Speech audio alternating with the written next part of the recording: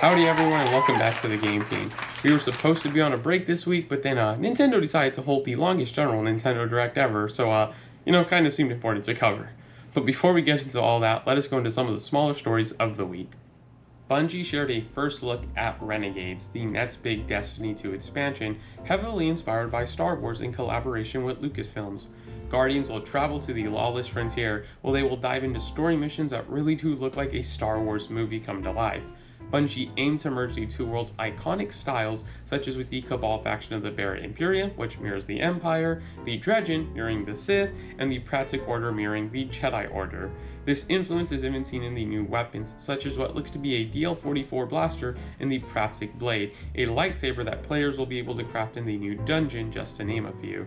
This is a big expansion with new Renegade abilities, locations inspired by the Star Wars franchise like a black market hub and a Sarlacc pit, and even syndicates to work for. I seriously can't wait to jump in on December 2nd, which hey, that happens to be my birthday. What a nice gift. While this is sort of a Nintendo Direct spoiler, I feel like it's big enough news on its own because of what was announced outside of the Direct. Final Fantasy VII Remake Integrated will officially be launching on January 22nd for Nintendo Switch 2 and Xbox Series X and S, but Square Enix also confirmed that the entire Remake Trilogy will be coming to all platforms. This seemingly confirms that Rebirth will be coming to Switch 2 and Xbox in the near future, and the unannounced final game of the trilogy will not be a PlayStation exclusive.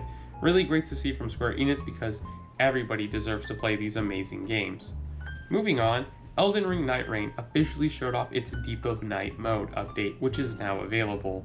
The update adds a brand new difficulty that will prove to be a challenge for even the most seasoned Nightfarers.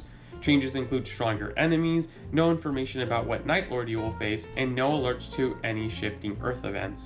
There will also be new weapons and relics to help you face these more trying challenges. In similar big updates, Season 8 of the finals launched this week. The game now has instant replay and match recap, 2 new weapons, play styles, which let you choose from pre-made contestant templates, new customization options, and my favorite thing, smooth destruction. As you can see in the footage here, the destruction is even more realistic than before. Nintendo showed up this week with a very long Nintendo Direct, and there is a lot to get into, starting off with a full segment celebrating Mario's 40th anniversary. We got our first look at the Super Mario Galaxy movie, which is set for an April 2026 release. According to Miyamoto and Illumination, the film will bring in elements from across the franchise, not just Galaxy, which makes sense since we get to hear music from Super Mario World at the very start. The entire main cast will be returning with more to be announced in the future, and I expect we'll be getting a Rosalina casting announcement not too long from now. That wasn't the only Galaxy news, as Super Mario Galaxy and Super Mario Galaxy 2 will be coming to the Nintendo Switch, with new storybook pages to collect on October 2nd. And for those who already own the original Galaxy, you will have the option to purchase 2 separately. Nintendo will also be making 2 amiibos for the game and a physical storybook you can buy on their website.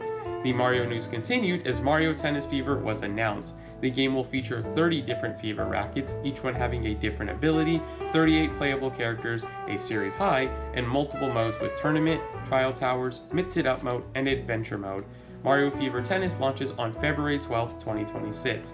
And we are still going with Mario, as a Nintendo Switch 2 edition of Super Mario Wonder will launch in spring 2026 with the Bella Bell Park expansion that adds tons of multiplayer attractions such as Phanto Tag. The update will also see enhancements to Wonder to improve its gameplay on Switch 2. There will also be a talking flower toy sold early next year for those interested in that. Finally, Yoshi in the Mysterious Book closed out the Mario portion of the Direct. Yoshi will adventure into the pages of Mr. E to discover what mysteries hide inside and what looks to be a successor to the N64's Yoshi's Story.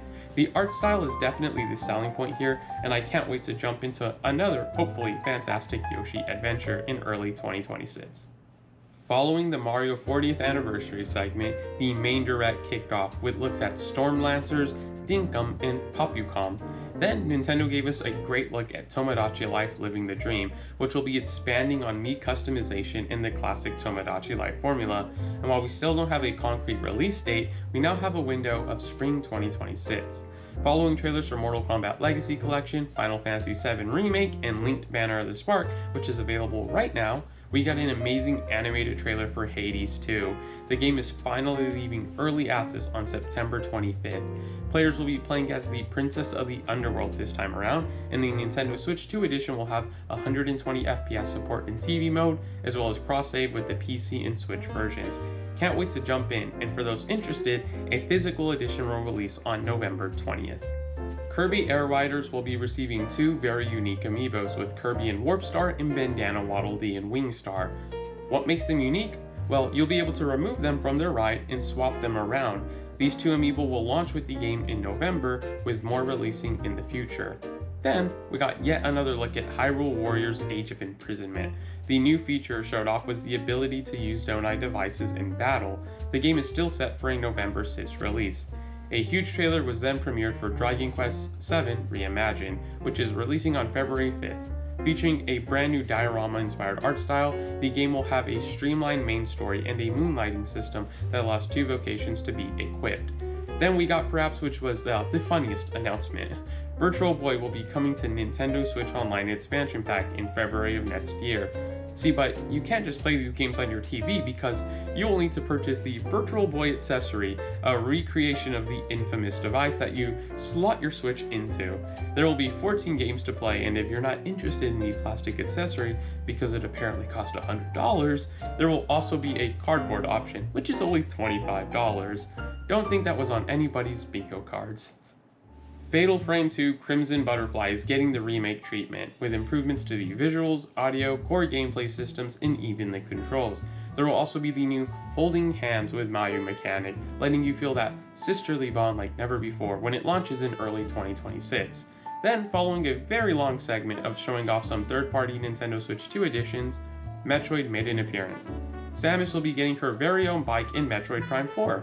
Called the Viola. You'll be able to use it to traverse and explore the environment on Euros. We also finally got a release date, as the game comes out on December 4th with some awesome amiibo figures. Donkey Kong Bonanza is receiving a huge DLC called DK Island plus Emerald Rush. The $20 DLC will take DK and Pauline to the iconic island as they work for the Void Company and trying to smash and collect as much emerald ore as possible. With lots of new stuff to unlock, I can't wait to jump in later today. There was lots of Pokemon news in the Direct. The first was Pokemon Pokopia, where you play as a Ditto transformed to look like a human as you learn moves from other Pokemon to create your very own paradise. It's like Stardew Valley meets Pokemon, and it launches in 2026. I am very weirdly excited for this one. Pokemon Legends ZA got another trailer which gave us our first look at the Mega Evolutions for Chestnut, Delphox, and Greninja, the Kalos starter trio. This follows the announcement of Mega Malamar from earlier this week. Game Freak also announced the Mega Dimension expansion, which will be coming in 2026, and seems to focus on Hoopa. The DLC will also include Mega Raichu X and Mega Raichu Y. Pre-ordering will get you the Hollow X and Hollow Y outfits on launch. We then got trailers for a ton of third-party games like Monster Hunter Stories 3, Danganronpa 2, Remake, Persona 3 Reload, and Dynasty Warriors Origins. On to the last two announcements. Resident Evil Requiem is making its way to Nintendo Switch as a brand new trailer showed off more of the highly anticipated game. That wasn't all the Resident Evil though, as RE7 Biohazard and RE8 Village will be launching on Switch 2 with native ports on the same day as RE9's launch of February 27th. The final announcement of Nintendo's Big Direct was Fire Emblem Fortune's Weave. Focused around the heroic games, the iconic turn-based tactical RPG franchise returns with what looks to be an exciting new setting. Although the end of the trailer shows Three Houses Sothis, so it seems like there'll be some connective tissue there between the two games. Fire Emblem Fortune Weave launches in 2026 exclusively on Nintendo Switch 2. And that wraps up this week's episode of TGP. Starting a new trend, what was your favorite announcement this week? Let me know in the comments down below. Remember to hit that like button, subscribe, and click the bell icon so you do not miss a thing. I've been your host, Brandon Alanis, and I'll see you all soon.